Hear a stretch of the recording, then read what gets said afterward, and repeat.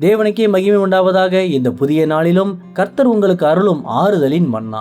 நான் உன்னை என் பரிசுத்த ஆவியினால் நிரப்பி சம்பூரணமாய் ஆசீர்வதித்து ஜெயமாக வாழ கிருபை செய்வேன். தீத்து 3:7. அவர் நமது இரட்சகராகிய இயேசு கிறிஸ்து மூலமாய் அந்த பரிசுத்த ஆவியை நம்மேல் சம்பூர்ணமாய் பொழிந்தருளினார். கிறிஸ்துவுக்கு பிரியமானவர்களே, வாழ்வின் பலவித பலவீனத்தால் சோர்வடைந்து எதையும் சாதிக்க முடியாமல் கண்ணீரோடு தவிக்கிறீர்களா? கவலைப்படாதீர்கள். இன்று கர்த்தராகிய இயேசு கிறிஸ்து மூலமாக தேவன் தமது பரிசுத்த ஆவியானவரை உங்கள் மேல் சம்பூரணமாய் ஊற்றப் போகிறார். அந்த ஆவியானவர் எல்லா தடைகளையும் உடைத்து உங்களை புது பலத்தால் நிரப்பி அற்புதமாக நடத்துவார். அன்று பயந்து போய் அறைக்குள் பூட்டியிருந்த சீஷர்களை தேவன் தமது ஆவியானவரால் நிரப்பி வல்லமையான சாட்சிகளாக மாற்றி கிறிஸ்துவின் பேரொளியை அகில உலகத்திற்கும் வீசச் செய்து உயர்த்தினார். ரோமர் 5:5 கூறுகிறது, பரிசுத்த ஆவியினாலே தேவ அன்பு நம் இருதயங்களில் ஊற்றப்பட்டிருக்கிறது என்று.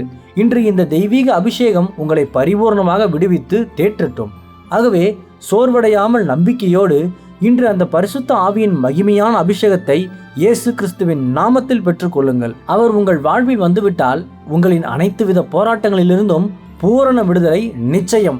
கர்த்தர் உங்களை தமது பரிசுத்த ஆவியினால் நிரப்பி சம்பூர்ணமாய் ஆசீர்வதித்து ஜெயமாக வாழ கிருபை செய்வாராக. ஆமேன். அல்லேலுயா. ஜெபிப்போம்.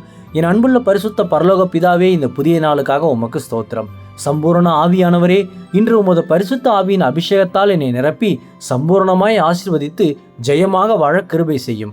இன்று பிறந்த நாள், திருமண நாள் கொண்டாடும் உமது பிள்ளைகளின் இந்த புதிய ஆண்டை உமது நன்மை கிருபையால் முடிசூட்டி ஆசீர்வதியும். பிதாவே, இயேசுவின் வருகையில் நான் அவரோடு எடுத்துக்கொள்ளப்படும்படி என்னை தகுதிப்படுத்தும், தயார்படுத்தும். இயேசுவின் நாமத்தில் ஜெபிக்கிறேன் எங்கள் நல்ல பிதாவே.